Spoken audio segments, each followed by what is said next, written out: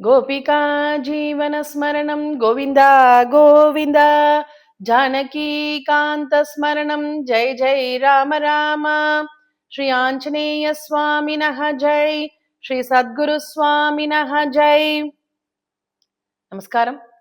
இன்றைய தினம் ஸ்ரீமத் பாகவத சப்தாகம் 7வது நாள். சப்தாகம் பூர்த்தி. இப்படி சுகாச்சாரியால் கங்கா தீரத்துல பரீட்சித் மகாராஜாவுக்கு ஸ்ரீமத் பாகவதத்தை சப்தாகமாக சொல்லிட்டு வரால்.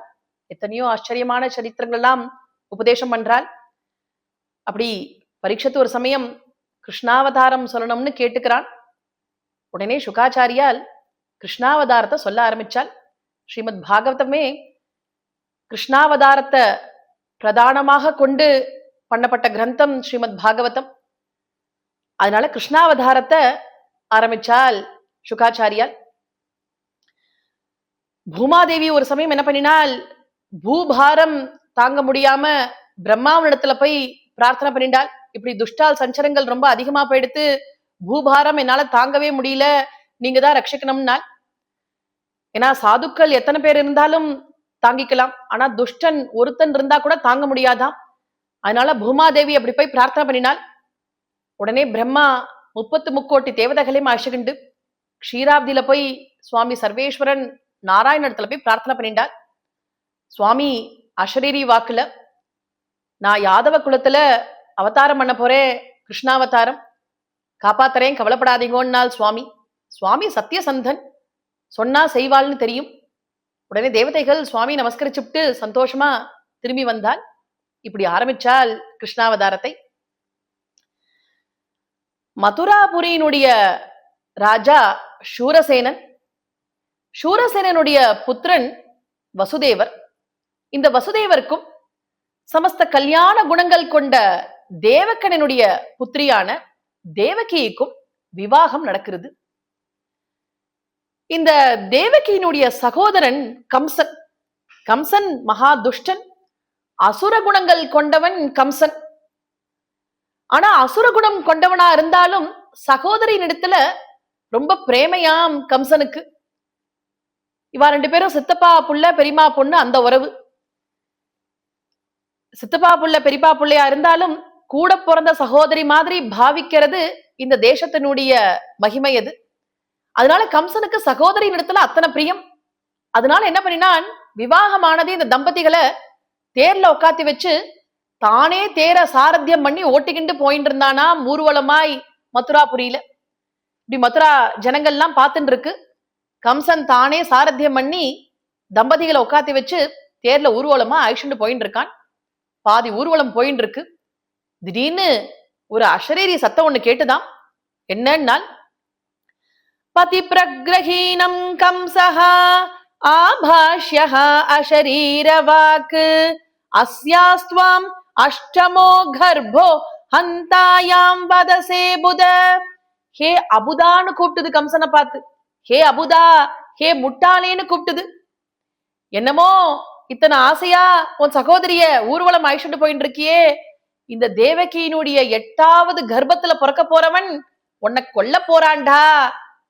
தேவகியினுடைய 8வது கர்ப்பம் மூலியமா உனக்கு மரணம் உண்டாக போறதுடான்னு சொல்லிவிடுத்து இந்த அஷரீரி. சொல்லிவிட்டு மறைஞ்சு போயிடுத்து. கம்சனுக்கு உடனே ரொம்ப கோபம் வந்துருத்தான். கடிவாளத்தை அப்படியே குதிரை மேல எரிஞ்சான். தேவகியினுடைய கேசத்தை பிடிச்சு இழுத்தான். கத்தி எடுத்துக்கிட்டு தேவகியை வதம் பண்றதுக்காக போயிட்டான் கம்சன். வசுதேவர் போய் கம்சனை கையை பிடிச்சு தடுத்து நிறுத்தினான். என்ன சொன்னால், ஸ்லாதனீய குணசூரஹா பவான் போஜ யசஸ்கரஹா. கம்சா, நீ இந்த மாதிரி பண்ணப்படாது. போஜ வம்சத்துக்கே கீர்த்தி கொடுக்கிறவன் நீ, நீ இப்படி பண்ணலாமா? ஸ்திரீவதமே பாபம், தத்ராப்பி சகோதரி, ரொம்ப பாவம் இது, இந்த பாபகாரியத்தை நீ பண்ணப்படாதுன்னால் வசுதேவர் கம்சனை பார்த்து. அது மட்டுமல்ல, இந்த மிருத்யு சரீரத்துக்கு தான் அந்த மிருத்யு, ஆத்மாவுக்கு இல்ல. இந்த ஆத்மா அந்த சரீரத்தை விட்டுவிட்டு இன்னொரு சரீரத்தை போய் புடிச்சுக்கிறது. அதனால இந்த சரீர மிருத்யுக்காக பயந்து நீ இப்படி ஸ்ரீவதம் பண்ணலாமா? இது மகா பாப்பம்னால் வசுதேவர். கம்சனுக்கு கோபம் இன்னும் ஜாஸ்தியா போயிடுத்து. இந்த அசத்துக்கு போய் இந்த சமயத்துல இந்த தத்துவம் எல்லாம் உபதேசம் பண்ணலாமோ? கம்சனுக்கு ரொம்ப கோபம் வந்துருத்து. கம்சன் சொன்னான், ரொம்ப நன்னா இருக்கு நீங்க எனக்கு உபதேசம் பண்றது, ஏன் இப்ப நான் உங்க பத்னியை வெட்ட போறேன், அவளுக்கு பண்ணுங்க அந்த உபதேசத்தை, அவ ஆத்மாதான் இந்த சரீரத்தை விட்டுவிட்டு வேறொரு சரீரத்தை போய் புடிச்சுக்கிட்டு சௌக்கியமா இருக்கட்டுமே நான் கம்சன். ரொம்ப கோபம் வந்துடுத்து, வெட்ட போயிட்டான் தேவகிய. திரும்ப போய் சரணத்தை போய் பிடிச்சால், இந்த மாதிரி பண்ணப்படாது, 8வது கர்ப்பத்து மூலியமா தானே உனக்கு ஆபத்து. நான் என்ன பண்றேன், பிறக்க போற குழந்தையெல்லாம் உங்ககிட்ட கொண்டு வந்து கொடுத்து விடுறேன். பிறந்த குழந்தையெல்லாம் தேவகிய ஒண்ணும் பண்ணாத விட்டுடுனால், ஏதோ சமயோச்சிதமா அப்போதைக்கு தேவகிய உயிரை காப்பாத்தினா போதும்னு தோணி போயிடுத்து வசுதேவருக்கு. தேவகிய ஒண்ணும் பண்ணாத, குழந்தைய கொண்டு வந்து ஒரு இடத்துல கொடுத்துடுறேன்னு விட்டால் வசுதேவர். கம்சன் பார்த்தான், ஆஹா சரின்னு விட்டான். உடனே என்ன பண்ணினான், தேவகியும் வசுதேவரையும் சிறைச்சாலைக்கு அமிச்சுட்டானாம். காராகிரகத்துல கொண்டு போய் பூட்டிவிட்டான் தம்பதிகளை. விவாகமாகி 1 மணி நேரம் கூட ஆகல, தம்பதிகள் சிறைச்சாலைக்கு போயிடுறான். கொஞ்ச நாள் ஆச்சு, தேவகி கர்ப்பவதி ஆனால் 6 குழந்தைகளை கம்சன் தேவகி கண்முன்னாடியே கொண்டுபிடுறான். 7வது கர்ப்பம் அத யோக மாயை மூலியமா ரோஹிணி கர்ப்பத்துல போய் சேர்த்துப்படுறாள். இப்ப சரோகேஷன் சொல்றோமே, அது மாதிரி ரோஹிணி கர்ப்பத்துல போய் மாத்தி வச்சு விடுறாள். அங்க ரோஹிணி சுகப்பிரசவமாய் பிரசவிக்கிறாள். பல்ராம சுவாமி 7வது கர்ப்பம், சாக்ஷாத் ஆதிசேஷனுடைய அவதாரம் பல்ராம சுவாமி அவதாரம் என்றால். இங்க காவக்காரன்லாம் என்ன சொல்லிவிட்டான், 7வது கர்ப்பம், கர்ப்பத்திலேயே மரிச்சு போய் எடுத்து குழந்தைன்னு கம்சனிடத்துல போய் அப்படி சொல்லிவிட்டான். அப்படி முடிச்சு விடுறாள். அத கொஞ்ச நாள் ஆச்சு, 8வது கர்ப்பம், கர்ப்பவதி ஆனால் தேவகி. 8வது கர்ப்பம் சாக்ஷாத் சர்வேஸ்வரன் பரமாத்மா அவதாரம் பண்ண போறான். 8வது கர்ப்பம் உண்டானதே எப்படி இருந்ததுன்னால் அந்த இடம், ததோ ஜகன்மங்கலம் அச்சுதாம்சம் சமாஹிதஹ சூரசுதேன தேவி ததார சர்வாத்மகம் ஆத்மபூதம் காஷ்டாயதானந்தகரம் மனஸ்தஹ. ஜகன்மங்கலம் நுட்டால் இந்த கிருஷ்ணாவதாரம் ஜகத்துக்கே மங்களத்தை கொடுக்கக்கூடிய அவதாரம் நுட்டால். அப்படி எல்லா இடத்திலையும் ஒரே குதூகலமான சந்தோஷம் உண்டாச்சாம். தேவகி கர்ப்பவதி ஆனதே. வசுதேவர் 2 மாசம் சுவாமியை தன்னுடைய ஹிருதய கமலத்துல வச்சு பூஜிச்சு, அதுக்கப்புறம் சுவாமி வசுதேவர் ஹிருதயத்திலிருந்து தேவகி கர்ப்பத்துல போய் பிரவேசிச்சாலாம். சமஸ்த ஜீவராசிகளையும் தன்னிடத்துல வச்சுருக்கிற பிரபு தேவகி கர்ப்பத்துல போய் நுழைஞ்சால் நாள் ஆச்சரியமாய்.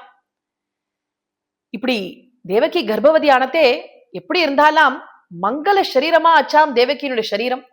திவ்ய காந்தியோட அத்தனை தேஜஸோட அப்படியே ஜொலிச்சாலாம் தேவகி. தேவகி கர்ப்பவதி ஆனதே காவக்காரெல்லாம் போய் கம்சனிடத்துல போய் தெரிவிச்சுட்டு வந்துட்டான். கம்சனுக்கு ஒரே பரபரப்பாயிடுத்து. 8வது கர்ப்பம் சத்ரு வந்துட்டானான்னு கம்சன் கோபத்தோட ஓடி வரான் தேவகிய பாக்கிறதுக்காக. சிறைச்சாலைக்கு வந்து பார்த்தான். தேவகிய பார்த்ததே தூக்கி வாரி போட்டுது கம்சனுக்கு. திவ்ய காந்தி, மங்கள சரீரம், அப்படியே தேஜஸோட ஜொலிக்கிறாள் தேவகி. யோசிச்சான் கம்சன், ஆஹா முன்பு 6-7 கர்ப்பத்துல இவள் இப்படி இல்லையே, இப்போ இப்படி இத்தனை காந்தியோட இருக்காளே, அப்படியானா உள்ள கர்ப்பத்துக்குள்ள இருக்கிறது என்னோட பிராண அபகரிக்க வந்த சாக்ஷாத் ஹரி நாராயணன் தான் உள்ள வந்துட்டான்னு முடிவு பண்ணிட்டானான் கம்சனே. அப்படி முடிவு பண்ணிட்டு பயத்தோட திரும்பி போனான் கம்சன். இத்தனை காந்தியோட இருந்தாலே அந்த தேவகி, ஆனா மதுராபுரி ஜனங்களால அதை பார்த்து ஆனந்தப்பட முடியலேன்னு விட்டால். ஏன்னா காராகிரகத்துல பூட்டி வச்சிருக்கான். இது எப்படி இருந்ததுன்னால், ஒரு குத்தி விளக்கை ஏத்தி அது பிரகாசமா எரியும் பொழுது அதை குடத்துல கொண்டு போய் வச்சா எப்படியோ, குடத்துக்குள்ள கொண்டு போய் அதை மறைச்சு வச்சா அதோட பிரகாசம் வெளியில வருமா, அது மாதிரின்னு விட்டால். அப்படி அந்த காந்தி வெளியில தெரியாம காராகிரகத்துல பூட்டி வச்சுட்டான். அப்படி இருந்தால் தேவகி ஒரு பெரிய ஆச்சரியம் நடந்ததுன்னால், அந்த காராகிரகத்துல யார் வந்தால்னால் பிரம்மா பரமேஸ்வரன் 33 தேவதைகள் வந்திருக்காலாம் அந்த சிறைச்சாலைக்கு. தேவகி கர்ப்பத்துல இருக்கிற அந்த பரமாத்மாவை நமஸ்கரிக்கிறதுக்காக 33 தேவதைகள் வந்தாலாம் சிறைச்சாலைக்கு. வந்து தேவகிய பிரதட்சணமா வந்து தேவகி கர்ப்பத்துல இருக்கிற அந்த பரமாத்மாவுக்கு நமஸ்காரம் பண்ணினாலாம். சத்யவ்ரதம் சத்யபரம் த்ரிசத்யம் சத்யஸ்ய யோனிம் விஹிதம் ச சத்யே சத்யஸ்ய சத்யம் ரித சத்ய நேத்ரம் சத்யாத்மகம் த்வாம் சரணம் பிரபன்னாஹ. அப்படி எவன் சத்திய சங்கல்பனோ, எவனை சத்தியத்தினால மட்டுமே அடைய முடியுமோ, எவன் சத்தியமாக தோணும் இந்த பஞ்சபூதங்கள், பூமி, ஆகாசம், வாயு, அக்னி, ஜலம், இந்த பஞ்சபூதங்களுக்கும் எவன் காரணமாக இருக்கானோ, எவன் இந்த பஞ்சபூதங்களிலும் அந்தர்யாமியாக இருக்கானோ, எவன் சத்தியமாக தோணும் இந்த ஜகத்துக்கே சத்தியமானவனோ, எவன் திரிசத்தியமோ, சென்ற காலம், நடந்துட்டு காலம், இனி வரப்போற காலம், இந்த 3 காலத்திலையும் எவன் சத்தியமாக இருந்துட்டே இருக்கானோ அப்படிப்பட்ட அந்த சர்வேஸ்வரன் நாராயணனுக்கு நமஸ்காரம் நமஸ்காரம் என்னாலாம். சத்யவிரதம் சத்ய பரம் திரிசத்யம் சத்யஸ்ய யோனிம் விஹிதம் ச சத்யே சத்யஸ்ய சத்யம் ரித சத்ய நேத்ரம் சத்யாத்மகம் த்வாம் சரணம் பிரபன்னாக. அப்படி தேவகியை பிரதட்சணமா வந்து கர்ப்பத்துக்குள்ள இருக்கிற அந்த சர்வேஸ்வரனான நாராயணனுக்கு நமஸ்காரத்தை பண்ணினாலாம். அப்படி பிரம்மாதி தேவதைகள்லாம் வந்து சுவாமிய ஸ்தோத்திரம் பண்ணி நமஸ்கரிச்சுட்டு அங்கேருந்து புறப்பட்டு போனால், கொஞ்ச நாள்ல தேவகிக்கு பிரசவ காலம் வந்தது. அந்த பிரசவ காலம் எப்படி இருந்ததுன்னால், அத சர்வ குணோபேதஹ காலஹ பரமசோபனஹ, பரமசோபனமாய் இருந்ததாம், பரம மங்களமாய் இருந்ததாம் அந்த வேலை. அந்த சமயம் பூலோகத்துல அப்போ வாத்திய கோஷங்களோ மேல தாளங்களோ ஒண்ணுமே இல்லை. இல்லைன்னா ராஜகுமாரன் பிறக்க போறான்னா எத்தனை கொண்டாட்டம் இருக்கும், எத்தனை வாத்தியங்கள் இருக்கும், எப்படியெல்லாம் அதை கொண்டாடுவா. ஆனா தேவகியுடைய கர்ப்பத்தை யாரும் கொண்டாடல. அதனால மேகங்கள் என்ன பண்ணித்தான், சுவாமி அவதாரம் பண்ண போறால் நம்ம இதை கொண்டாடணும்னுட்டு மந்தம் மந்தம் ஜலதரகாங்கிறாள். அப்படியே மெதுவா மழை சாரல் மாதிரி லேசா அப்படியே மழை பெஞ்சுதாம். அந்த சத்தம் ஏதோ நல்ல கானம், வேணுகானம் மாதிரி இருந்துதாம் அந்த சத்தம். அத்தனை மங்களமா இருந்துதாம் அந்த முகூர்த்தம். அது மட்டுமல்ல, நிஷீதே தமோத்பூதே ஜாயமானே ஜனார்தனே தேவக்யாம் தேவரூபிண்யாம் விஷ்ணுஹு சர்வகுஹாஸ்ரயஹ. இப்படி நல்ல மங்களமான முகூர்த்தம். தேவதைகளும் ரிஷிகளும் புஷ்பத்தை வாரி அரைச்சாலாம். ராத்திரியில தாமரை பூத்து அப்படி பிரகாசமா இருந்ததாம். ராத்திரியில தாமரை எங்கேயாவது பூக்குமோ? எல்லாம் சுவாமியினுடைய அப்பிரமேயமான சக்தின்னு விட்டால் இப்படி ராத்திரியில தாமரை பூத்து அத்தனை பிரகாசமா இருந்துதான். ரோஹிணி நட்சத்திரம், சாயங்காலம், நல்ல மங்களமான முகூர்த்தம். நவகிரகங்கள்லாம் சரியான இடத்துல போய் உட்காண்டுதான். எந்த இடத்துல இருந்தா சுவாமிக்கு பரம கீர்த்தியும் பரம மங்களமும் உண்டாகுமோ அப்படி அந்த இடத்துல சரியான இடத்துல போய் கிரகங்கள்லாம் உட்கார்ந்துட்டாலாம். ஏன்னா அப்பதான் சுவாமியினுடைய அப்பிரமேயமான சக்தியை பார்த்துட்டு நவகிரகங்களுக்கு ஒரு நல்ல பேர் இருக்கும்னுட்டு கிரகங்கள்லாம் சரியான இடத்துல போய் உட்கார்ந்துட்டாலாம். அப்படி அற்புதமான ஒரு சமயம். ஜனங்கள்லாம் குதூகல சந்தோஷம் உண்டாகிறது. அத்தனை பேருக்கும் என்னன்னே தெரியாத ஒரு குதூகல சந்தோஷம் உண்டாகிறது எல்லாருக்கும். ரோஹிணி நட்சத்திரம், சாயங்காலம், அஷ்டமி, நல்ல இருட்டுல சந்திரோதயம் ஆனா எப்படி இருக்குமோ அப்படி வந்து அவதாரம் பண்ணினாலாம் சுவாமி. தமத்புதம் பாலகமம்புஜேக்ஷணம் சதுர்புஜம் சங்ககதார்யுதாயுதம் ஸ்ரீவத்ஸலக்ஷ்மம் கலசோபிகௌஸ்துபம் பீதாம்பரம் சாந்திர பயோத சௌபகம் மகார்க வைடூர்ய கிரீட குண்டலத்விஷா பரிஷ்வக்த சகஸ்ர குந்தலம் உத்தாம காஞ்சங்கத கங்கணாதிபிஹி விரோச்சமானம் வசுதேவ ஐக்ஷதா. அப்படி சுவாமி வைகுண்டத்துல எந்த ரூபியா இருப்பாளோ அதே மாதிரி வந்து அவதாரம் பண்ணினாலாம்.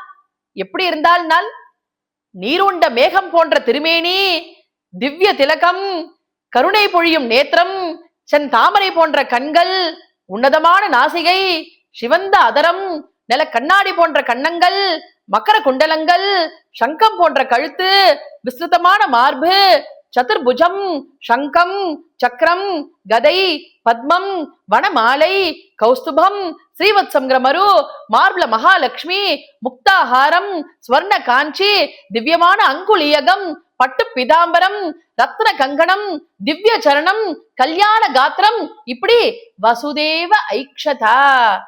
இப்படி வசுதேவர் சுவாமியை கண்டால், சுவாமி வைகுண்டத்துல எப்படி இருப்பாளோ அதே மாதிரி வந்து அவதாரம் பண்ணினாலாம். இப்படி தமத்புதம் பாலகம்னு ரொம்ப ஆச்சரியமான ஸ்லோகம் பாகவதத்துல. பாலகம்னால் அற்புதமான பாலகன்னால், அம்புஜேக்ஷணம்னு ஒரு பதம் போட்டால் இதுக்கு ரெண்டு அர்த்தம். அம்புஜேக்ஷணம்னா தாமரை போன்ற கண்களை உடையவன் ஒரு அர்த்தம். இன்னொரு அர்த்தம் அம்புஜான மகாலட்சுமி. சுவாமி தன்னுடைய கட்டாட்சத்தினால மகாலட்சுமி அப்படி பார்த்துட்டு இருக்கானாம். அதனாலேயும் அம்புஜேக்ஷணம்னால் இப்படி ஆச்சரியமான பதம் போட்டால், இப்படி சுவாமி அவதாரம் பண்ணினால் சுவாமிய வசுதேவரும் தேவகியும் ஸ்தோத்திரம் பண்ணி பிரதட்சணமா வந்து நமஸ்காரம் பண்ணினாள். பண்ணிவிட்டு தேவகியை சுவாமியை பார்த்து சொன்னால், அப்பா நீ இது மாதிரி வைகுண்ட சொரூபியா இருக்கப்படாதுப்பா, கம்சன் பார்த்துட்டான்னா பரம ஆபத்து, இது நீ இது மாதிரி இருக்கப்படாதுன்னால். சுவாமி கேட்டால், அம்மா நான் அவதாரம் பண்ணிவிட்டேனே, இன்னுமா உனக்கு கம்சனை பார்த்து பயம்னால்? அப்படி இல்லப்பா, 6 குழந்தைகளை என் கண் முன்னாடி கொண்டுட்டான், இப்போ நினைச்சா கூட எனக்கு பயத்தை கலக்குறதுப்பான்னால். சுவாமி அம்மாவனுடைய பயத்தை புரிஞ்சுண்டால். உடனே அந்த க்ஷணமே சின்ன குழந்தையாய் மானுஷ குழந்தையாய் எப்படி ஆயிட்டாலாம் சுவாமி அந்த சிறைச்சாலையில. வசுதேவரையும் தேவகியும் கூப்பிட்டு சொன்னால், சுவாமி நீங்க என்ன பண்ணுங்கோ, என்னை தூக்கிக்கிண்டு நந்தகோகுலம் போயிடுங்கோ. அங்க யசோதை ஒரு பெண் குழந்தையை பிரசவிச்சிருக்காள். என்னை கொண்டு போய் யசோதின் இடத்துல கொண்டு போய் என்ன சேர்த்துருங்கோ. அந்த பெண் குழந்தையை இங்க தூக்கிட்டு வாங்கோ, அவ பாத்துப்பா, பாக்கி ஆக வேண்டிய காரியத்தை அவ பாத்துப்பா, யோக மாயையவ அப்படின்னு சுவாமி இவாளுக்கு கூப்பிட்டு சொல்லிவிடுறாள். தேவகி கேட்டால், என்னப்பா என்னமோ எங்களை தூக்கிட்டு போங்கிறியே, கையிலெல்லாம் விலங்க மாட்டிருக்கே, இரும்பு பூட்டு தொங்குறதே, நாங்க எப்படி போவோம்னு கேட்டால் தேவகி. சுவாமி சொன்னால், அம்மா என்ன அண்டினவாளுக்கு சம்சார விலங்கே விட்டு போயிடுறதே, இந்த இரும்பு விலங்காமா விட்டு போகாது அப்படின்னு கேட்டால் சுவாமி. அந்த க்ஷணமே விலங்கெல்லாம் தானா கைண்டு விழுந்துடுத்தாம், பூட்டெல்லாம் தானா திறந்து கொடுத்தாம், கதவெல்லாம் தானா திறக்கிறது. உடனே வசுதேவர் சுவாமிய அணைச்சு தூக்கிக்கிண்டு மதுரையிலிருந்து நந்தகோகுலம் புறப்பட்டு போறான். இந்த சமயம் வாசக்காப்பன்லாம் என்ன பண்ணிட்டு இருந்தான்னால், நன்னா தூங்கிட்டு இருக்கானா, எல்லாம் கொரட்டை விட்டுண்டு. எல்லாம் சுவாமியினுடைய யோக மாயை அப்படி எல்லாரையும் தூங்க பண்ணிடுத்து. அத்தனை பேரும் தூங்கிட்டு இருக்கான். சுவாமி அவதாரம் பண்ணினது யாருக்கும் தெரியாது. வசுதேவர் சுவாமியை தூக்கிக்கிண்டு நந்தகோகுலம் புறப்பட்டு போனால், போற வழியில மழை பெஞ்சுட்டு இருக்கு. வசுதேவருக்கு கவலையா போயிடுத்தாம். இப்படி மழை பெய்யறதே, சின்ன குழந்தையாச்சே, குழந்தை மேல மழை பற்றப்படாதேன்னு கவலைப்பட்டால் வசுதேவர். பார்த்தா குழந்தை மேலேயும் மழை துளி படல, தன்மேலையும் படல. என்னன்னு பார்த்தா ஆதிசேஷன் பின்னாடி அப்படியே கொடை மாதிரி தலையை விரிச்சுக்கிட்டு வந்துட்டு இருக்காலாம். சேஷன் ஒரு க்ஷணம் கூட சுவாமியை விட்டு பிரிஞ்சு இருக்க மாட்டான். எப்பொழுதும் சுவாமியோடய வந்துட்டு இருப்பாள் ஆதிசேஷன். ராமாவதாரத்தில் லக்ஷ்மண சுவாமியாய் வந்துடுறாள், இங்க பலராம சுவாமியா அவதாரம் பண்ணிடுறாள். இப்ப சுவாமிய நந்தகோகுலம் ஐஷண்டு போறதே கூடவே வராள் சேஷன். அப்படி சேஷன் பின்தொடர போயின்னு இருக்காள். யமுனையை கடந்துதான் இவா போகணும் நந்தகோகுலம். பார்த்தா யமுனா ஜலம் அப்படியே தழும்பி வழியுறது, கழுத்து முட்டும் ஜலம் யமுனையில. எப்படி நான் குழந்தைய தூக்கிட்டு போறேன்னு பயந்தால் வசுதேவர். சுவாமியினுடைய சரணம் யமுனையில பட்டதே, யமுனா அப்படியே விலகி வழி கொடுத்தாலாம். காத்துன்னு இருக்காலாம் யமுனை, சுவாமி வரப்போறான் வழி கொடுக்கணும்னு காத்துன்னு இருக்காலாம் யமுனை. அங்க எப்படி சமுத்திரராஜன் சீதாராமனுக்கு வழி கொடுத்தானோ அது மாதிரி வழிவிட்டாலாம் யமுனை. பெரிய ஆச்சரியம்னால், ஏன்னா 2 பக்கமும் கழுத்து மட்டும் ஜலம், நடுவுல மட்டும் மணல், அப்படி இருந்துதான் அந்த இடம்.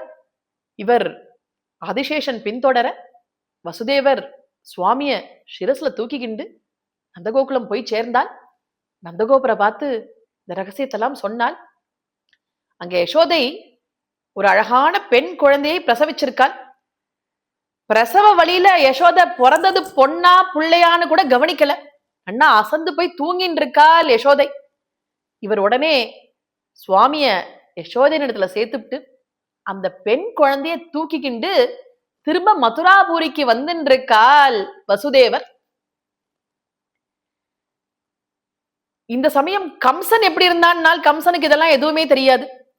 கம்சன் எப்படி இருக்கான், பயத்துல இருக்கான். ஏன்னா தேவகிக்கு பிரசவ காலம் வந்துடுத்து, எப்ப வேணா பிரசவம் ஆகலாம். பயத்துல இருக்கானாம் கம்சன். பயத்தினால என்ன ஆச்சு கம்சனுக்கு, உட்கார்ந்து இருக்கும் பொழுதும் கிருஷ்ணன் வந்துட்டா மாதிரி இருக்கு. படுத்துட்டு இருக்கும்பொழுது கிருஷ்ணன் பக்கத்துல படுத்துட்டு இருக்கா மாதிரி இருக்கு, நின்னுண்டா கிருஷ்ணனும் பக்கத்துல நிக்கிற மாதிரி இருக்கு, நடந்தா கிருஷ்ணன் நடக்கிற மாதிரி இருக்கு. இப்படி பயத்தினாலேயே கிருஷ்ண ஸ்மரணையிலே இருந்துட்டானா கம்சன். அவன் பக்தினால ஸ்மரிக்கல, பயத்தினாலதான் ஸ்மரிக்கிறான். இருந்தாலும் 24 மணி நேரமும் கிருஷ்ணனையே ஸ்மரிக்க ஆரம்பிச்சுட்டானாம் கம்சன் பயத்தினால. ஒரு அழகான பதம் போட்டால் இந்த இடத்துல, சிந்தையானாம் ஹிருஷிகேஷம்னால். ஹிருஷிகேஷம்னா இந்திரியங்களுக்கு அதிபதியானவன் அர்த்தம். அப்படி கம்சனுடைய இந்திரியங்கள், கண்ணு, காது, மூக்கு, வாயு எல்லாம் கிருஷ்ணனையே நினைச்சுக்க ஆரம்பிச்சு கொடுத்தாம். கிருஷ்ணன் வரா மாதிரி இருக்கு பார்த்தா, கிருஷ்ணன் பேசுறா மாதிரி இருக்கு, கிருஷ்ணன் வந்து தொடரா மாதிரி இருக்கு. அப்படி இந்திரியங்கள் எல்லாம் கிருஷ்ணமயமாவே ஆயிடுத்தாம் கம்சனுக்கு பயத்தினால. இப்படி பயந்தன் இருக்கான் கம்சன். வசுதேவர் அதுக்குள்ள அந்த பெண் குழந்தையை தூக்கிக்கிண்டு மதுராபுரிக்கு வந்து சேர்ந்தால். ஜெயிலுக்குள்ள வந்ததே கதவெல்லாம் தானா பூட்டி நொடுத்து, விலங்கெல்லாம் தானா கையில மாட்டி நொடுத்து. அந்த பெண் குழந்தை அழ ஆரம்பிச்சது சத்தம் போட்டு. இந்த குழந்தை அழ ஆரம்பிச்ச சத்தம் கேட்டதே வாசக்காப்பால்லாம் அப்பதான் எழுந்துக்கிறானாம். செக்யூரிட்டி அப்படியே குமிச்சு வச்சிருக்கான் 10,000 மைலுக்கு கம்சன். வாசக்காப்பான்லாம் எழுந்துக்கிறான். அப்பதான் குழந்தை பிறந்துடுத்து போல இருக்கு அப்படின்னு ஒரே பரபரப்போட எழுந்துக்கிறான் எல்லாருமா. எழுந்துகிண்டு ஓடி போய் கம்சன்ட்ட போய் சொல்றான், குழந்தை பிறந்துடுத்து, தேவகிக்கு பிரசவம் ஆயிடுத்துன்னு சொல்றான். உடனே கம்சனுக்கு அப்படியே வேர்த்து போச்சு உடம்பெல்லாம் பயத்துல. ஓடி வரான், கத்தியெல்லாம் எடுத்துக்கிண்டு வதம் பண்றதுக்காக ஓடி வரான் கம்சன். ஓடி வந்ததே பார்த்தா தேவகி குழந்தைய அணைச்சுக்கிண்டு உட்கார்ந்து இருக்காள். கம்சன் என்ன பண்ணினான், புடுங்க போனான். தேவகி சொன்னா, அண்ணா இது புள்ள குழந்தை இல்ல, பொன் குழந்தை, இந்த குழந்தை போய் உன்னை வதம் பண்ணுமா, இதை ஒண்ணும் பண்ணாதே விட்டுடுனாள் தேவகி. கம்சனுக்கு ரொம்ப கோபம் வந்துருத்தான். இடது கையால வடுக்குன்னு புடிச்சு இழுத்தான் அந்த குழந்தைய. காலை புடிச்சு தூக்கினான், கைய உயர்க்க தூக்கினான், சுழட்டி அடிக்கிறதுக்காக தூக்கினான். அந்த சமயம் தேவகி கம்சன் சரணத்துல போய் விழுந்தாலாம். விழுந்து ஒண்ணு சொன்னாள். என்ன சொன்னாள்ங்கிறாள், ஸ்னுஷேயம் தவ கல்யாணி புத்திரிகை காஃப் பிரதீயதாம். அண்ணா நீ இவளை கொல்லப்படாது, ஏன்னா இவள் யார் தெரியுமா, உன்னுடைய நாட்டு பெண் இவள். உன் பிள்ளைக்கு இவளை நான் கல்யாணம் பண்ணி கொடுக்க போறேன். உங்காத்துக்கு நாட்டு பொண்ணா வர போறவள், உங்காத்துக்கு சமஸ்த கல்யாணத்தையும் கொடுக்க போறவள், அதனால இவளை நீ கொல்லப்படாதுன்னாலாம். ரிஷிகள்லாம் ஆச்சரியப்பட்டாள். ஆஹா, ஸ்திரீகளுக்கு சகோதரனிடத்துல இத்தனை அன்பா, இந்த துஷ்டனிடத்துல இன்னும் சம்பந்தம் வேற பண்ணணுங்கிறாளே இந்த தேவகி அப்படின்னு ஆச்சரியப்பட்டாலாம் ரிஷிகள்லாம். தேவகிக்கு என்ன எண்ணம், அப்படியாவது உயிர் பிச்சை கொடுத்து அந்த குழந்தைய உற்ற மாட்டானா கம்சன் அப்படிங்கிற அந்த எண்ணத்தினால அப்படி சொன்னாலாம் தேவகி. ஸ்னுஷேயம் தவ கல்யாணி புத்திரிகை காஃப் பிரதீயதாம், உன்னுடைய நாட்டு பெண்ணாக்கும் நாளாம். கம்சனுக்கு ரொம்ப கோபம் வந்துருத்து. என்ன அதட்டினான் தேவகிய, இன்னும் என்னிடத்துல சம்மதம் வேற பண்ணணுமா, நீ அசரீரி வாக்கு மறந்து போயிட்டியா அப்படின்னு குழந்தைய வடுக்குன்னு இடதுகையால இழுத்தான். அந்த பெண் குழந்தையனுடைய காலை புடிச்சு கைய உயர்க்க தூக்கினான். ஒரு சொழட்டு ஒண்ணு சுழட்டினான். சுழட்டினது என்ன ஆச்சுன்னால், கம்சன் கைய அப்படியே பிச்சுக்கிட்டு ஆகாசத்துக்கு போச்சாம். திவ்ய ரூபத்தோட அந்த குழந்தை ஆகாசத்துக்கு போய் அப்படியே அஷ்டோ புஜாங்கியாய், பத்ரகாளியாய், அஷ்டோ புஜாங்கியாய் 8 கைகள், ஒவ்வொரு கையிலையும் ஆயிரக்கணக்கான அஸ்திரங்கள், இடுப்புல ஆயிரக்கணக்கான மணிகள் தொங்குறது. கம்சனை பார்த்து இறஞ்சு கத்தித்தாம். ஏ மூடான்னு கூப்பிட்டால் கம்சனை பார்த்து, என்னையாடா கொல்ல பார்த்தே, என்ன கொல்ல முடியுமாடா உன்னால, நான் யார் தெரியுமாடா, என்ன கொல்ல முடியுமாடா உன்னால, உன்னை கொல்றதுக்கு ஒரு க்ஷணம் போதுண்டா எனக்கு, ஆனா தெரிஞ்சோ தெரியாமலோ நீ என் சரணத்தை புடிச்சு தூக்கிவிட்ட, அதனால என்னிடத்துல சரணாகதி பண்ணினதாக அர்த்தம் பண்ணி கொண்டு உன்னை விட்டு விடுறேன்னா.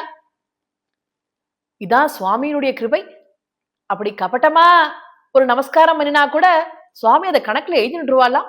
பக்தன் நமஸ்காரம் பண்ணியிருக்கான்னு அப்படி கணக்குல எழுதிப்பாலாம் சுவாமி. கபட்டமா ஒரு கும்பிடு போட்டா கூட என்ன உபாசிச்சுட்டான், என்ன சேவிச்சிருக்கான் அப்படின்னு கணக்குல எழுதிப்பாலாம் சுவாமி. அப்படி அந்த தெய்வத்தினுடைய தயை அப்பேற்பட்ட தயை நோட்டால். கொல்றதுக்காக வந்தா கூட சரணத்தை பிடிச்சதுனால உன்னை சும்மா விடுறேங்கிறாள், உன்னை கொல்லாம விடுறேங்கிறாள் தேவி.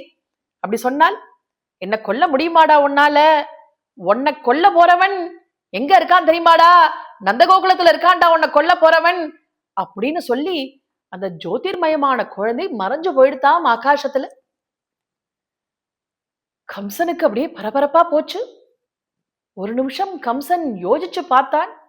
ஆஹா, இத்தனை செக்யூரிட்டி கார்டு 10,000 செக்யூரிட்டி கொண்டு வந்து குமிச்சு வச்சிருக்கான் மதுராபுரி முழுக்க. ஏன்னா 8வது கர்ப்பம் ரொம்ப ஆபத்தான குழந்தை, தப்பிச்சு போயிடப்படாதுன்னு எங்க பார்த்தாலும் ஒரே செக்யூரிட்டி குமிச்சு வச்சிருக்கான். இத்தனையும் மீறி அந்த குழந்தை போயிடுத்தே நம்ம கைய விட்டு. தெய்வ சங்கல்பம் தான் சத்திய சங்கல்பம்னு நினைச்சுட்டானா கம்சனே. ஒரு நிமிஷம் கம்சனே, நம்ம என்னத்துக்காக இந்த காரியத்தெல்லாம் பண்ணிட்டு இருக்கோம்? தெய்வ சங்கல்பத்தை யாராலையாவது எதிர்க்க முடியுமா?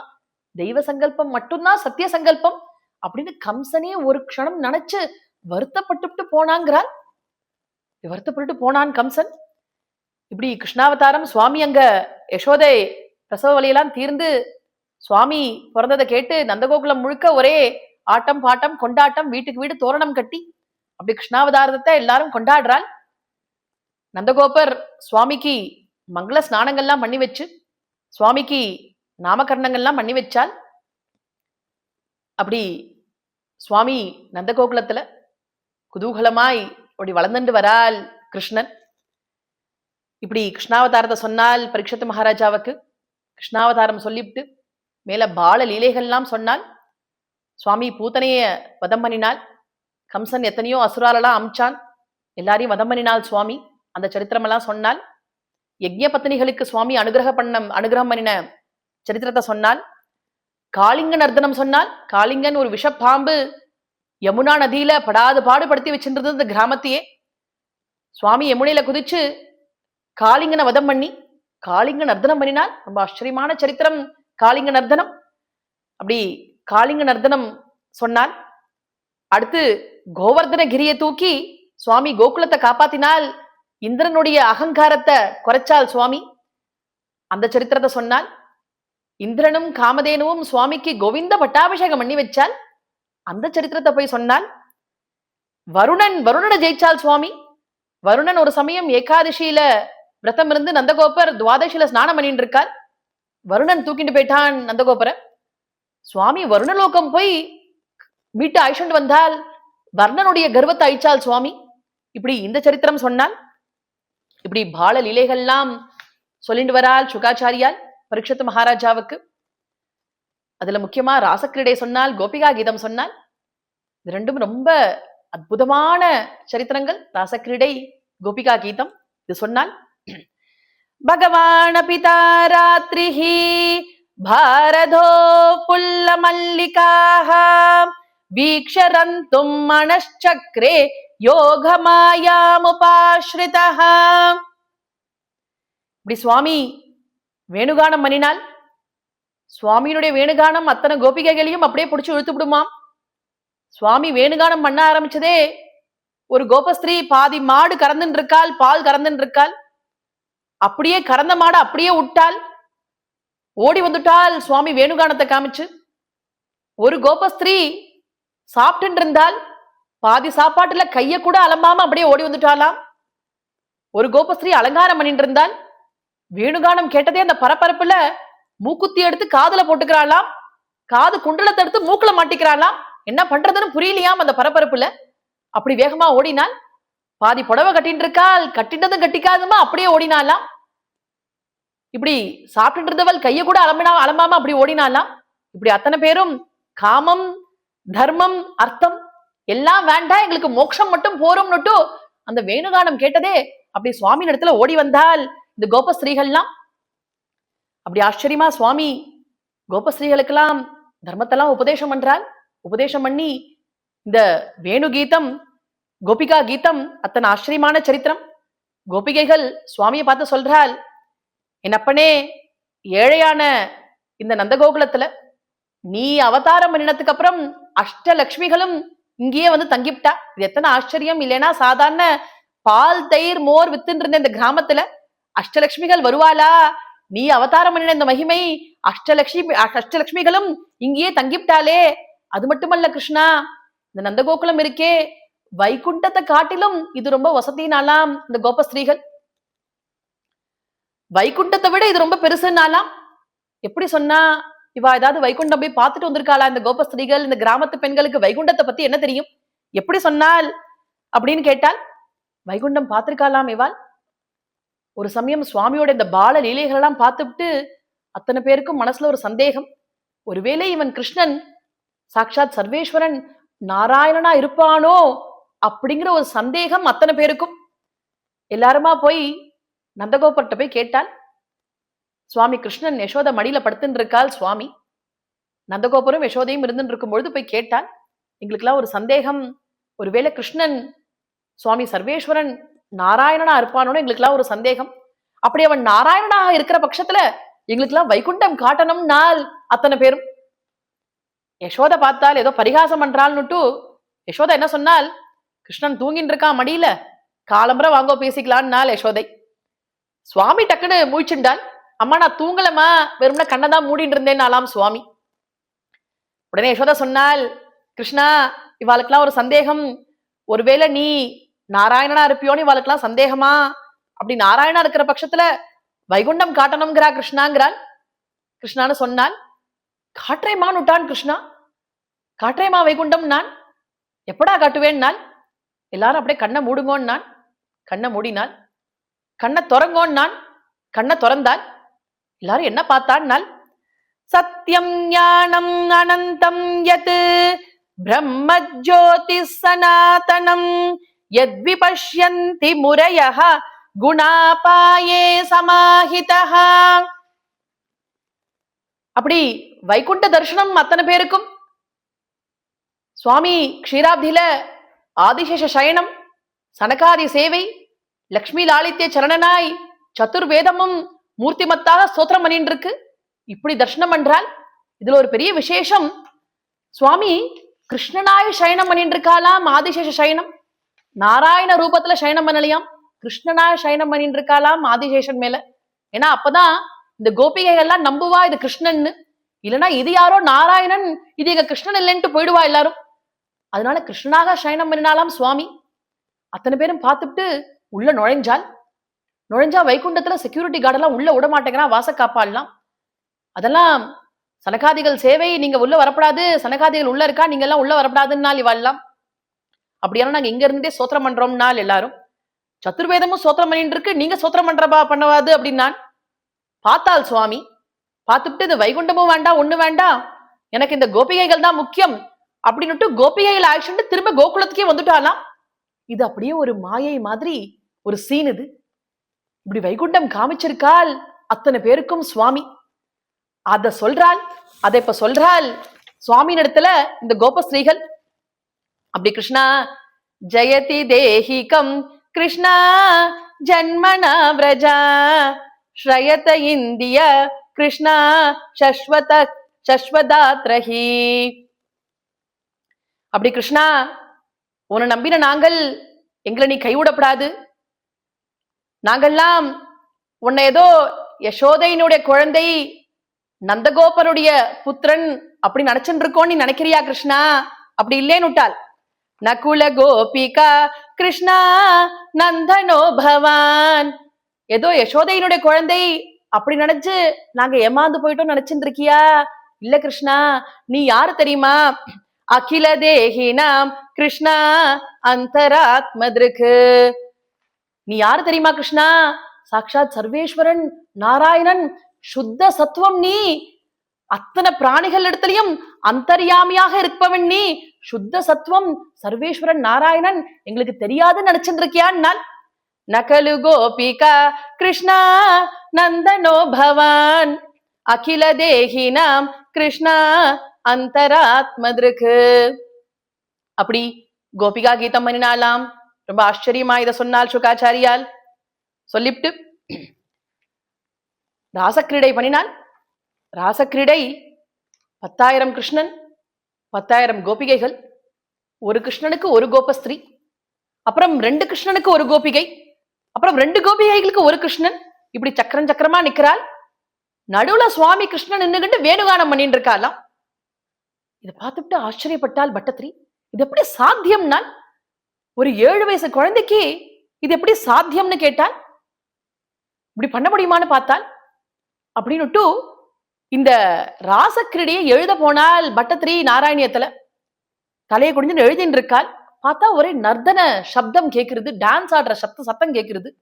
என்னமோ சத்தம் கேட்கிறதேன்னு பட்டத்திரி தலை நிமிர்ந்து பார்க்கிறாள்.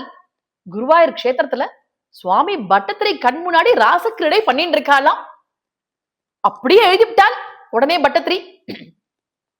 கேசபாஷதிருத பிஞ்சிகா விததி சஞ்சலன் மகர குண்டலம் ஹாரஜால வனமாலிகா லலிதம் அங்கராகதன சௌரபம் பீதச்சேலதிருத காஞ்சி காஞ்சிதம் உதஞ்சதம் சுமணி நூபுரம் ராசகேலி பரிபூஷிதம் தவஹி ரூபமீஷ கலயாமஹே.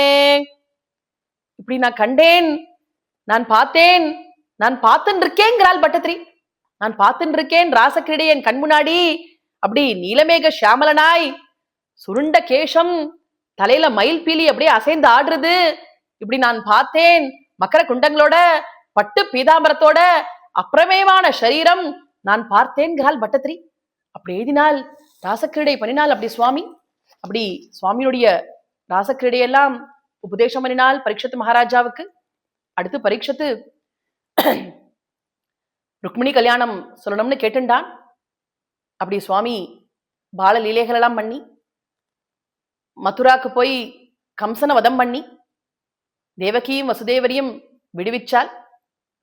விடுவிச்சு அப்புறம் சுவாமி ருக்மிணி விவாகம் பண்ணிக்க போறாள். அந்த ருக்மிணி கல்யாணத்தை சொல்றாள் பரீட்சத்து மகாராஜாவுக்கு சுகர். ரொம்ப மங்களமான சரித்திரம். ஸ்ரீமத் பாகவதம் ருக்மிணி கல்யாணத்தோட பூர்த்தியாக போறது இன்னைக்கு. ராஜாசீத் பீஷ்மகோ நாம விதர்பாதிபதிர் மகான் தஸ்ய பஞ்ச பவான் புத்ரஹ கன்யைகா ச வரானனா. விதர்ப தேசத்தின் மகாராஜா பீஷ்மகன், அவருக்கு 6 குழந்தைகள், 5 புத்திரால், ஒரு பெண். மூத்த புள்ளை அவனுக்கு ருக்மின்னு பேரு.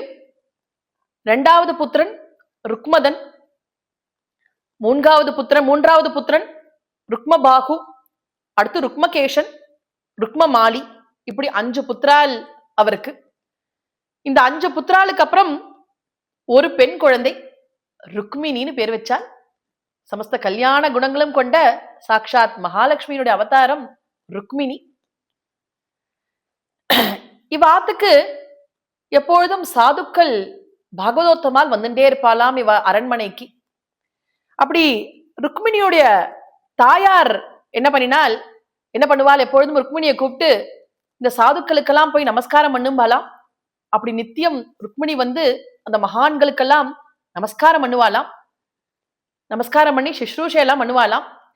மகான்கள் ருக்மிணிக்கு அனுகிரகம் பண்ணிவிட்டு சொல்லுவாளாம், அம்மா ருக்மிணி, நாங்கள் துவாரகை போயிருந்தோம், அங்க ஒரு பெரிய மகோத்சவத்தை பார்த்தோம், கிருஷ்ணனை பார்த்தோம், நீருண்ட மேகம் போன்ற திருமேனி, அப்பிரமேயமான சரீரம், மந்தாச முகம், கல்யாண காத்திரம், அப்படி இருப்பாமா கிருஷ்ணன் அப்படின்னு சுவாமியை எப்பொழுதும் வர்ணிப்பாலாம். ருக்மிணி இடத்துல வந்து வர்ணிச்சுட்டு சொல்வாளாம், அம்மா ருக்மிணி, நீயும் கிருஷ்ணனும் விவாகம் பண்ணிக்கணும், அந்த விவாகத்தை நாங்க பார்க்கணும், அப்படியெல்லாம் சொல்லுவாளாம் அந்த சாதுக்கள். இப்படி கிருஷ்ண சரித்திரத்தை ருக்மிணிக்கு நித்தியம் உபதேசம் பண்ணிட்டு இருப்பால் அந்த ஆத்துக்கு வர மகான்கள். இத கேட்டு கேட்டு என்ன ஆச்சு ருக்மிணிக்கு, கிருஷ்ணனிடத்துல பிரேமை உண்டாச்சு ருக்மிணிக்கு. கிருஷ்ணனை விவாகம் பண்ணிக்கணும்னு தீர்மானம் பண்ணிவிட்டால் ருக்மிணி. கிருஷ்ணனை தன்னுடைய மனசுல பதியாகவே பாவிக்க ஆரம்பிச்சுட்டால் ருக்மிணி. அதனால என்ன பண்ணினாள் ருக்மிணி, ஒரு சமயம் தன்னுடைய தாயார கூப்பிட்டு இது மாதிரி தான் கிருஷ்ணனையே மனசுல நினைச்சுட்டு இருக்கிறதாகவும் கிருஷ்ணனை தான் பத்தியாகவே பாவிக்கிறதாக சொன்னால் தன்னுடைய அம்மாவின் இடத்துல. உடனே ருக்மிணியுடைய தாயார் பர்த்தாவான பீஷ்மகனை பார்த்து சொன்னால். பீஷ்மனுக்கு சந்தோஷம். பீஷ்மகனுக்கு ருக்மிணிக்கு கிருஷ்ணனுக்கு விவாகம் பண்ணி கொடுக்கறதுல ரொம்ப சந்தோஷம். இருந்தாலும் என்ன பண்ணினான் பீஷ்மகன், தன்னுடைய மூத்த புத்திரனான ருக்மியை கூப்பிட்டு சொன்னால் இந்த விஷயத்த. ருக்மிக்கு கிருஷ்ணனிடத்துல பரம துவேஷம். ருக்மி என்ன சொல்லிவிட்டான், இதை கேட்டுவிட்டு நான் இந்த விவாகத்துக்கு சம்மதிக்க மாட்டேன்னு விட்டான். அதெல்லாம் கிருஷ்ணன் பால் தயிர் மோரெல்லாம் திருடினவன். ஒரு திருடனுக்கு போய் நான் என் சகோதரியை விவாகம் பண்ணி கொடுக்க மாட்டேன்னு விட்டான் ருக்மி. நான் என் சகோதரியை சிசுபாலனுக்கு தான் விவாகம் பண்ணி கொடுப்பேன்னு விட்டான். சிசுபாலன் பரம துஷ்டனவன், அவனுக்கு தான் நான் விவாகம் பண்ணி கொடுப்பேன் நான் ருக்மி. அதையும் மீறி என்னுடைய சம்மதம் இல்லாமல் நீங்க கிருஷ்ணனுக்கு ருக்மிணியை விவாகம் பண்ணி கொடுத்தா அந்த விவாக உற்சவத்துல நான் கலந்துக்க மாட்டேன்னு விடுறான் ருக்மி. பார்த்தால் பீஷ்மகன் இருந்திருந்து ஒரு பெண் இப்படி கல்யாணத்துக்கு மூத்த புள்ள ஆத்தல இல்லைன்னா நன்னாவே இருக்காதேன்னு சரின்னு சம்மதிச்சுட்டால் பீஷ்மகன். ருக்மிணிக்கு சிசுபாலனை விவாகம் பண்ணி கொடுக்கறதா சம்மதிச்சுட்டால் பீஷ்மகன். இந்த விஷயம் ருக்மிணி காதுல வந்து விழுந்தது. ரொம்ப வருத்தப்பட்டால் ருக்மிணி. ஆஹா, இப்படி கிருஷ்ணனையே பர்த்தாவா நினைச்சுட்டு இருக்கேனே, இன்னொரு புருஷனா அந்நிய புருஷனை என்னால விவாகம் பண்ணிக்க முடியுமா அப்படின்னு கண்ணும் கண்ணீருமா கதறினாள் ருக்மிணி. கதறிவிட்டு ஒன்னு யோஜனை பண்ணி பார்த்தாலாம். என்ன யோசிச்சால் நான் தத வைத்தியாஸ்திதா பாங்கிம் வைதர்பிம் துர்மனாமிருஷம் விசிந்தயார்த்தம் த்விஜம் கஞ்சித் கிருஷ்ணாய பிராகினோ திருதம். நம்மாத்துக்கு எப்பொழுதும் மகான்கள் வருவாளே, அதுலயும் ஒரு பெரியவர் எப்பொழுதும் உருகி மனமுருகி கஞ்சலம் பெருக அப்படி கிருஷ்ணனை பத்தி அப்படி வர்ணிப்பாளே, அந்த பெரியவர் இன்னைக்கு வரப்படாதா அப்படின்னு யோசித்தாள் ருக்மிணி. இவள் நினைச்சால் அந்த க்ஷணமே அவர் வந்தாலாம். அந்த பிராமணர் அங்க வந்து நின்னாலாம். அவர் யாருன்னா விஸ்வாமித்ரர் இப்படி பிராமண ரூபத்துல வந்திருக்காள். அங்க ஹரிஷ்சந்திரனையும் சந்திரமதியும் பிரிச்சு வச்சுட்டால். அந்த பாபத்துக்காக சீதா கல்யாணம் பண்ணி வச்சால் முன்பு, அது போராதுன்னுட்டு இப்போ ருக்மிணி கல்யாணம் வேற பண்ணி வைக்கிறதுக்காக வந்திருக்காளாம் பிராமண வேஷத்துல விஸ்வாமித்ரர். இவள் நினைச்சால் வந்து நின்னாள் அந்த பிராமணர். இந்த பிராமணர்கிட்ட போய் நடந்த விஷயத்தெல்லாம் சொன்னாள் ருக்மிணி. சொல்லிவிட்டு சொன்னால், நான் ஒரு கடிதாசை எழுதி வச்சிருக்கேன், இதை நீங்க துவாரகைக்கு போய் கிருஷ்ணனை பார்த்து இதை நீங்க கொடுக்கணும், கிருஷ்ணனை புறப்பட்டு வர சொல்லணும் அப்படின்னு சொல்லி அந்த கடிதாசை கொடுத்தால் அந்த பிராமணர் இடத்துல. அவர் உஞ்சிவிருத்திக்காக போயிட்டு இருந்தால், கையில சொம்ப அப்படியே கீழே எரிஞ்சால். கடிதாசை எடுத்துட்டால்.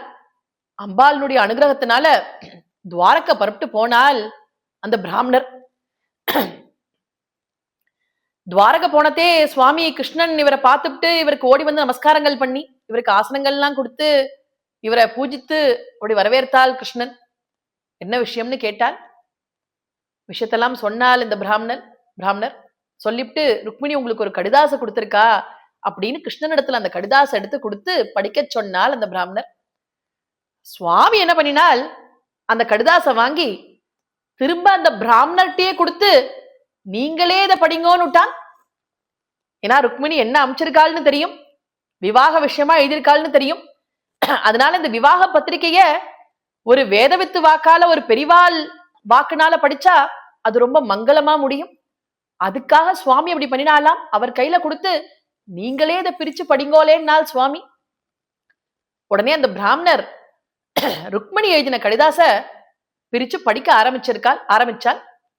என்ன எழுதியிருக்காள் ருக்மிணி?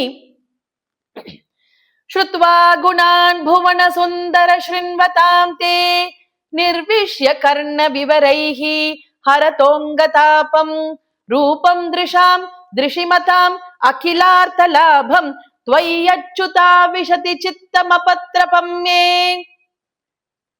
முதல் ஸ்லோகத்துல ஹே புவன சுந்தரான்னு ஆரம்பிச்சால். ஹே புவன சுந்தரா, ஹே கிருஷ்ணா, இந்த 16 லோகத்திலும் உன்னை விட அழகு வாய்ந்த தெய்வம் வேற ஒரு தெய்வம் உண்டா அப்படின்னு ஆரம்பிச்சால் ருக்மிணி. ஆரம்பிச்சுட்டு சொன்னாள், கிருஷ்ணா, உன்னுடைய சரித்திரங்களை மகான்கள் வாக்குனால நித்தியம் கேட்டிருக்கேன்.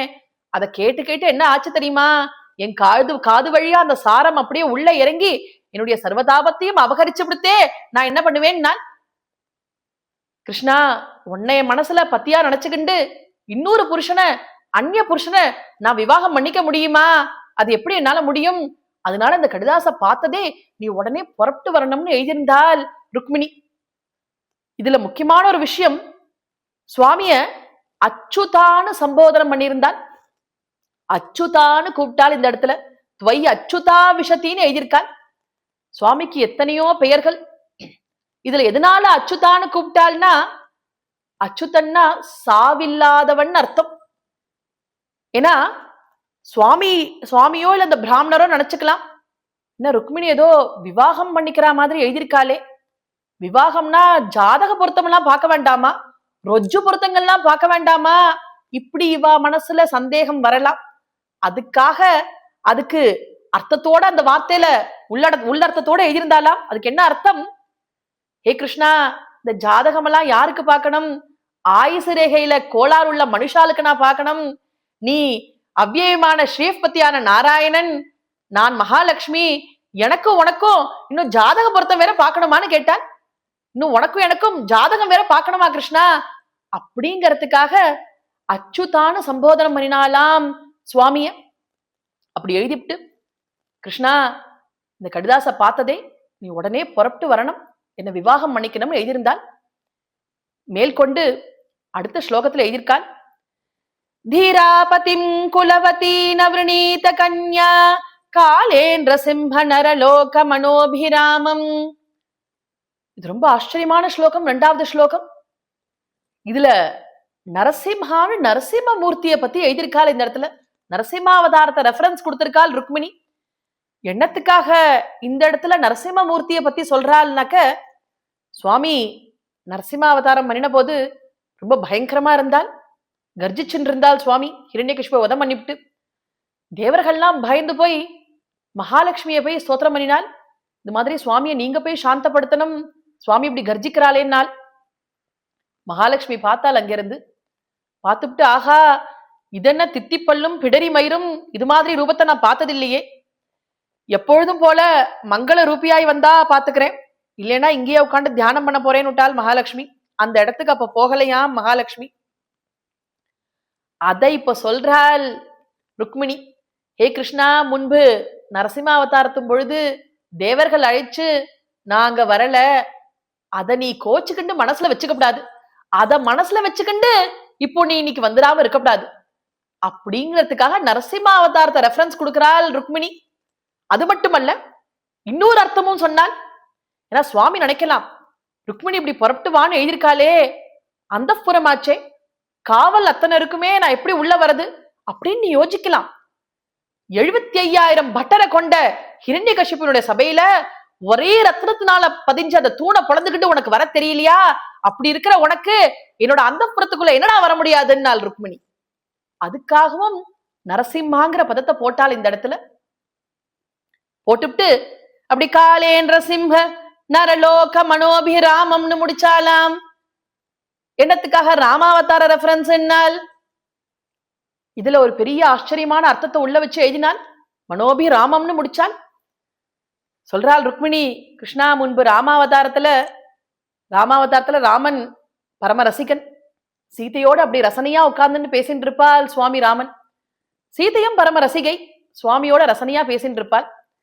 ஒரு சமயம் ராமன் சீதையை பார்த்து சொன்னால், சீதே உன்னை விட நாதான் ரொம்ப வசத்தின்னாள் ராமன். எதனாலன்னு கேட்டாள் சீதை. நான் சூரிய வம்சம்னாள் ராமன்.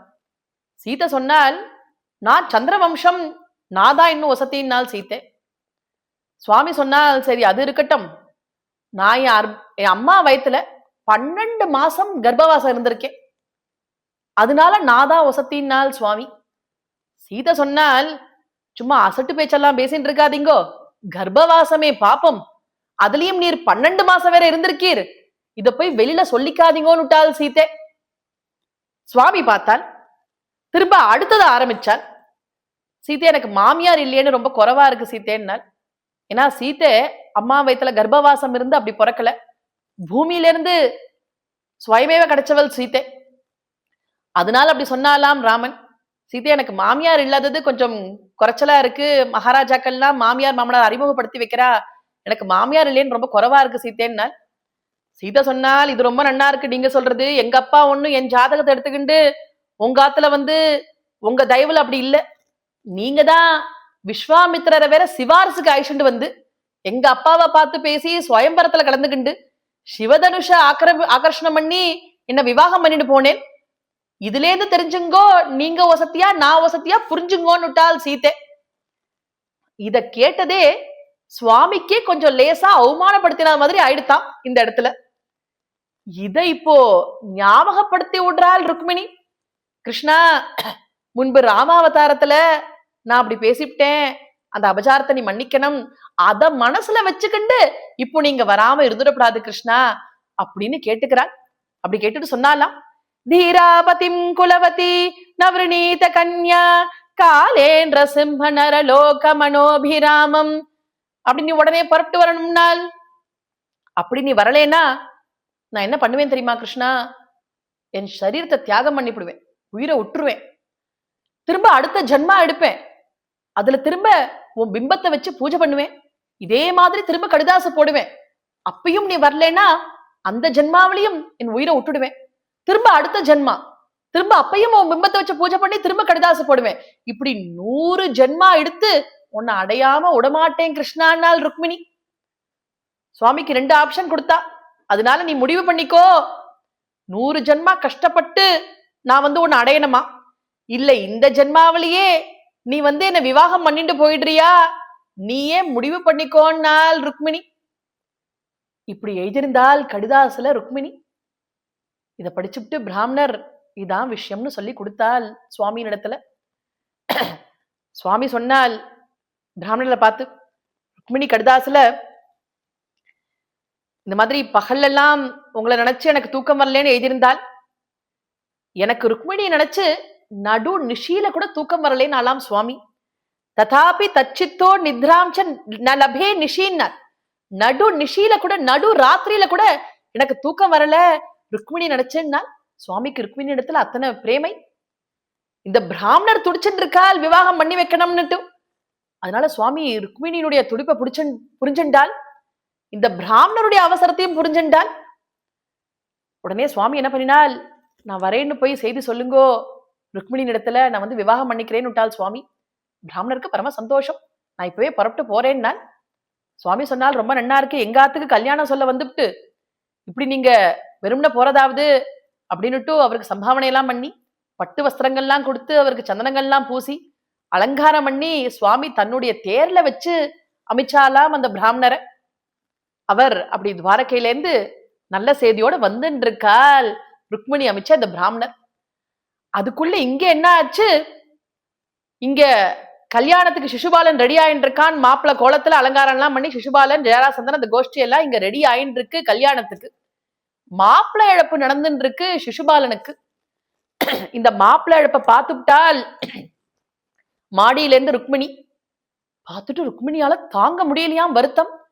ஆஹா, இப்படி அந்த நம்ம அமைச்ச பிராமணரையும் காணும் கிருஷ்ணரையும் காணுமே, ஒருவேளை சுவாமி கோச்சுனுட்டாலோ, நான் கடிதாசு போட்டதை பார்த்து சுவாமி கோச்சுண்டு அதனாலதான் வரலையோ, இப்படியெல்லாம் கவலைப்பட்டால் ருக்மிணி. கவலைப்பட்டு நினைச்சாலாம், பரமேஸ்வரனாவது புருஷன், ஒரு ஸ்திரீனுடைய அவஸ்தை அவருக்கு புரியாது, ஆனா அம்பாள் என்னுடைய தேவி கூட என்னை கை விட்டுட்டாளே அப்படின்னு கதறினாலாம். இப்படி ஜெகன் மாதா, பராசக்தி, ஸ்கந்த மாதா, பர்வதராஜகுமாரி, பரமேஸ்வர பத்னி, லோக மாதா, எங்கள் குலதெய்வமான துர்கா கூட என்னை கை விட்டுட்டாளே அப்படின்னு கதறினாலாம் ருக்மிணி. தேவி வா விமுகா கௌரி ருத்ராணி கிரிஜா சதி ஏவம் சிந்தயதி பாலா கோவிந்த ஹிருத மானசா.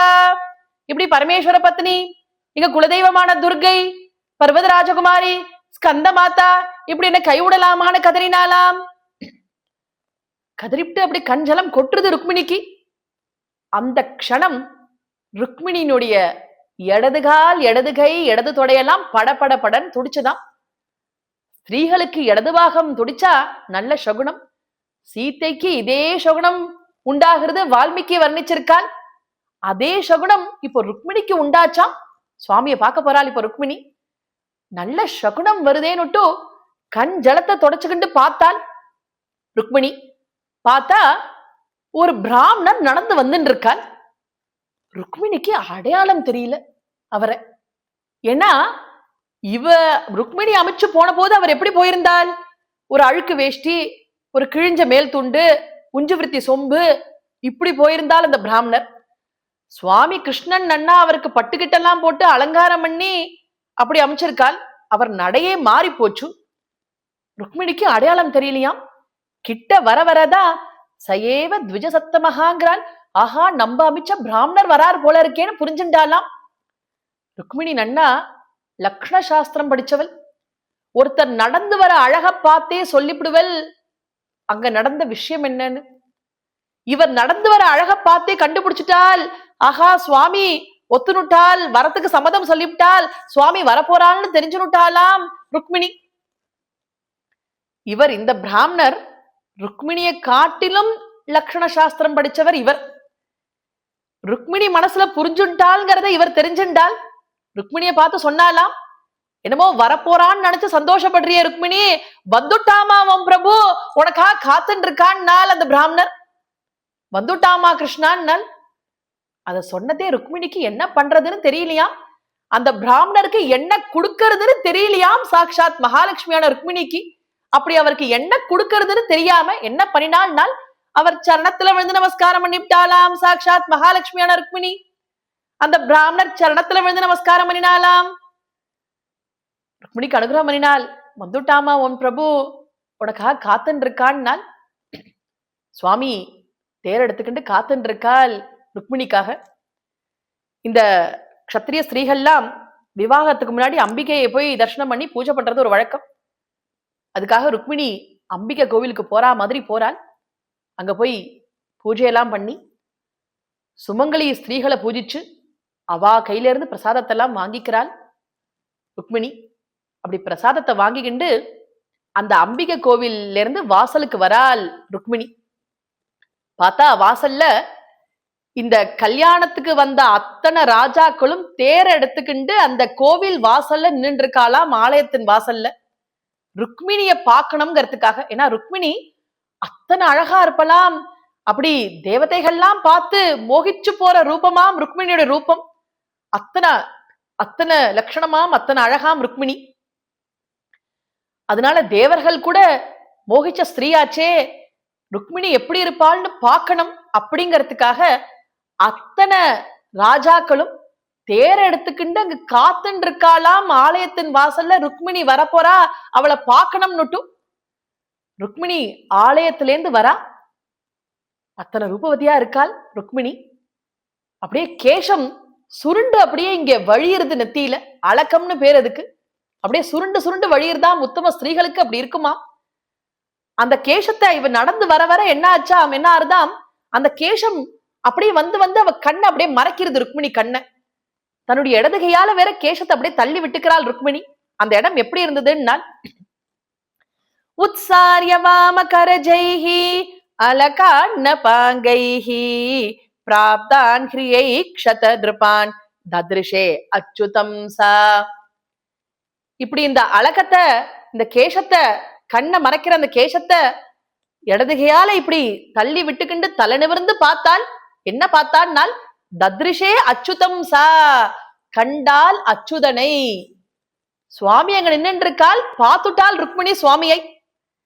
உத்சாரிய வாம கரஜைஹி அலகாண்ண பாங்கைஹி பிராப்தான் ஹ்ரியை க்ஷத நிருபான் தத்ரிஷே அச்சுதம் சா. அப்படி கண்டால் அச்சுதனை நுட்டால். எந்த கண்ணால சுவாமிய பார்த்தாலும் அந்த கண்ல அப்படியே ஆனந்த கண்ணீர் அப்படியே கொட்டுதாம் ருக்மிணிக்கு. உடனே கண் ஜலத்தை தொடச்சுக்கிண்டு தன்னுடைய தேர்ல ஏற போறா மாதிரி அப்படியே பாவனையா போறாள் ருக்மிணி.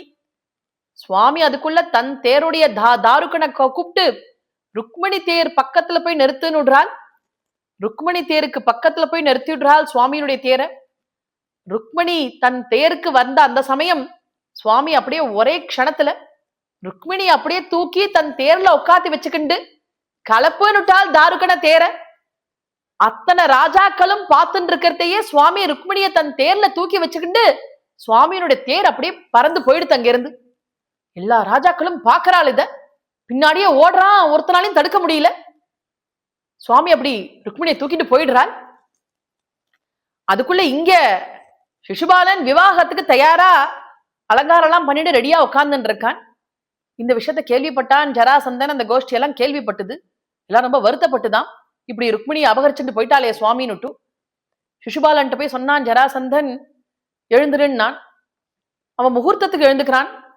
சிசுபாலன் முகூர்த்தத்துக்கு தானே கிளம்பலாங்கனான் சிசுபாலன்.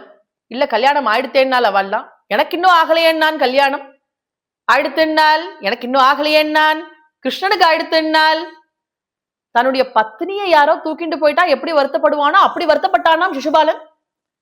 சிசுபாலன் வருத்தப்பட்டது கூட ஆச்சரியம் இல்ல. இந்த ஜராசந்தன் அவனுக்கு வேதாந்த உபதேசம் பண்ணதற்கே அது தாங்கவே முடியலேன்னு விட்டால், யார் பத்னியை யாருடா கல்யாணம் பண்ணிக்க முடியும், நீ கவலைப்படாதேன்னு விட்டால். இப்படி எல்லாம் அவனுக்கு வேதாந்த உபதேசம் பண்ணானாம் ஜராசந்தன். இது வேற. அங்க இருந்தவாள்லாம் கல்யாண மண்டபத்தை காலி பண்ணுங்கோ, இங்க அழாதீங்கோ, உங்க ஆத்துக்கு போய் அழுங்கோன்னு விட்டால் சிசுபாலனை. உடனே சிசுபாலன் இத்தியாதி எல்லாம் கிளம்பி அங்கிருந்து புறப்பட்டு போச்சு. ருக்மி இதை கேள்விப்பட்டான். சுவாமி தன்னுடைய சகோதரியை தூக்கிட்டு போயிட்டாள்னு. ருக்மிக்கு ரொம்ப கோபம் வந்துருத்தான். தேர எடுத்துக்கிட்டு பின்னாடியே போனான். வழியில சுவாமி தேர மறைச்சான். அங்கேயே தொந்த யுத்தம் சுவாமிக்கும் ருக்மிக்கும். சுவாமி தன்னுடைய வஸ்திரத்தினால புடிச்சு கட்டி இழுத்தாள் ருக்மிய. வதம் பண்ண போயிட்டாள். உடனே ருக்மிணி வந்து காலை பிடிச்சாலாம். நீங்க வதம் பண்ணப்படாது, என்னுடைய பிராத்தாவாக்கம்னால். என்னுடைய பிராத்தாவாக்கம், நாளைக்கு நமக்கு விவாகம் ஆச்சுன்னா இவன் தான் வந்து பொறி போடணும். அது மட்டுமல்ல, நாளைக்கு நம்ம குழந்தைகள் விவாகத்துக்கு இவன் தான் தோல் தூக்கி மாலை மாத்தணும். இவன் மாமா ஸ்தானம். நீங்க வதம் பண்ணப்படாது, என்னுடைய பிராத்தான் நாள் ருக்மிணி. சுவாமி ஆச்சரியப்பட்டாள். ஆஹா, இந்த துஷ்டனை, இந்த மகா அசுரனை வதம் பண்ணப்படாதுங்கிறாளே ருக்மிணி, இப்படி ஸ்திரீகளுக்கு சகோதரனிடத்துல இத்தனை பிரியமா அப்படின்னு சுவாமி முதற்கொண்டு ஆச்சரியப்பட்டாள். உடனே ருக்மிய வதம் பண்ணாம சிகையை மட்டும் எடுத்துவிட்டு விட்டு வச்சாலாம் சுவாமி. அப்புறம் ருக்மிணியை துவாரகைக்கு அழைச்சிட்டு வந்தாள். அப்படி துவாரகைக்கு அழைச்சிட்டு வந்து பகவான் பீஷ்மக சுதாம் ஏவ நிர்ஜித்ய பூமிபான். அப்படி சுவாமி நல்ல மங்களமான முகூர்த்தத்தில் சாட்சாத் மகாலட்சுமியான ருக்மிணியை துவாரகைக்கு அழைச்சிட்டு வந்து 10,000 கிரகத்திலையும் மகாலட்சுமியோட கடாட்சம் ருக்மிணியோட கடாட்சம் படுபடி பண்ணி நல்ல மங்களமான முகூர்த்தத்தில் ருக்மிணியை பாணி கிரகணம் பண்ணிண்டாலாம். அப்படி சுவாமியினுடைய விவாகத்தை துவாரக ஜனங்கள்லாம் பார்த்து அத்தனை ஆனந்தப்பட்டாலாம். அப்படி அந்த ருக்மிணி கல்யாணத்தை சுகாச்சாரியால் பரீட்சித் மகாராஜாவுக்கு உபதேசம் பண்ணி, அப்படி பாகவதத்தினுடைய பரிபூர்ணமா அத்தனை சரித்திரங்களையும் உபதேசம் பண்ணினாள். உபதேசம் பண்ணி 7வது நாள் இப்படி எல்லா உபதேசத்தையும் பண்ணினாள். பரீட்சத்து ஆனந்த சாகரத்துல அப்படியே மூழ்கி சுகர பிரதட்சணமா வந்து நமஸ்காரம் பண்ணினான். நமஸ்காரம் பண்ணிட்டு சொன்னானாம், சுத்தியோஸ்மி அனுகிரகீதோஸ்மி பவதா கருணாத்மனா. நான் சுத்தனாயிட்டேன், அனுகிரகீத்தன் ஆயிட்டேன், எனக்கு அனுகிரகம் கிடைச்சு போயிடுத்து உங்களிடத்துல. இதுக்கப்புறம் இனிமே இந்த பொய்யான சரீரத்தை தக்ஷகன் வந்து கடிச்சா என்ன, இந்த பொய்யான சரீரத்தை இனிமே எத்தனை தக்ஷகன் வந்து கடிச்சா எனக்கு என்ன கவலைன்னு நான் பரீட்சத்து இப்படி ஆத்ம ஞானத்தை அடைஞ்சுட்டேன் அப்படின்னு பரீட்சித் மகாராஜா தன்னுடைய சிரச சுகாச்சாரியால் சரணத்துல வச்சு நமஸ்கரிச்சான். சுகாச்சாரியால் பரீட்சத்துக்கு பரிபூர்ணமாக அனுகிரகம் பண்ணினான். அனுகிரகம் பண்ணிவிட்டு அதுக்குள்ள தக்ஷகன் வந்துட்டான். ஓரமா தலையை குடிஞ்சுக்கிட்டு நின்று இருக்கானான் தக்ஷகன். வேற வழி இல்லை, இப்படி காலம் விரட்டி வந்திருக்கேனே, இந்த பாகவதம் கேட்ட அந்த சிரோன்மணியை இப்படி கடிக்க முடியும், எனக்கு உத்தரவு வந்திருக்கே அப்படின்னு கண்ணும் கண்ணீருமா நின்று இருக்கான் தக்ஷகன். அங்க சுகாச்சாரியால் சொன்னால், இப்படி 7 நாள் ஸ்ரத்தையா பாகவதம் கேட்டிருக்க, பாகவதம் கேட்ட இந்த பாகவதோத்தமனை, இந்த சிரோன்மணியை தக்ஷகன் கடிச்சு நான் பார்க்க மாட்டேன்டான்னு விட்டால், இப்படி இந்த பாகவதோத்தமனை பாம்பு கடிச்சு நான் பாப்பேனா, நான் பார்க்க மாட்டேன்டான்னு விட்டால் சுகாச்சாரியால். சொல்லிவிட்டு பரீட்சத்துக்கு அனுகிரகம் பண்ணிவிட்டு அங்கிருந்து புறப்பட்டு போயிட்டாலாம் சுகாச்சாரியால். பரீட்சித்து சுகருக்கு நமஸ்காரம் பண்ணி அப்படி இந்த 7வது நாள் முடிவுல தக்ஷகன் பரீட்சத்தினுடைய இடதுகால வந்து கடிச்சு உடனே அந்த சரீரத்தை பரீட்சத்தை விட்டுவிட்டு வைகுண்டத்திலேருந்து விமானம் வந்து திவ்ய ரூபத்தோட பரீட்சத்து அந்த விமானத்துல ஏறிக்கிண்டு வைகுண்டம் போய் சேர்ந்து பரமக்ஷேமத்தை அடைஞ்சாள்னு அப்படி சுகாச்சாரியால் பரீட்சத்துக்கு பரமா அனுகிரகத்தை பண்ணினான். பரீட்சத்து வைகுண்டம் போய் சேர்ந்து பரமக்ஷேமத்தை அடைஞ்சான். அப்படி இந்த பாகவத சப்தாகம் மகா புண்ணியமான ஒரு கிரந்தம் ஸ்ரீமத் பாகவதம். இந்த பாகவதத்தை எங்க செங்காலிபுரம் பெரியவா ஸ்ரீ அனந்தராம தீட்சிதர் எத்தனையோ உபன்யாசங்கள் பண்ணியிருப்பார். அவர் கலியுகத்தினுடைய வியாசர், அவர் சாக்ஷாத் பட்டத்திரியினுடைய அவதாரம் அவா. அப்படி அவர் குரு ரூபத்துல இந்த கலியுகத்துல நம்ம எல்லாருக்கும் அனுகிரகம் பண்ணிவிட்டு போயிருக்கார். எங்காத்து குரு அவர். அப்படிப்பட்ட அந்த சேங்காலபுரம் பெரியவாளுடைய அனுகிரகம் அத்தனை பேருக்கும் கிடைக்கணும்னு பரிபூர்ணமா பிரார்த்தனை பண்ணிக்கிறேன். எல்லோருக்கும் ஹரிபக்தி உண்டாகணும்னு பிரார்த்தனை பண்ணிக்கிறேன். கோபிகா ஜீவன ஸ்மரணம் கோவிந்தா கோவிந்தா.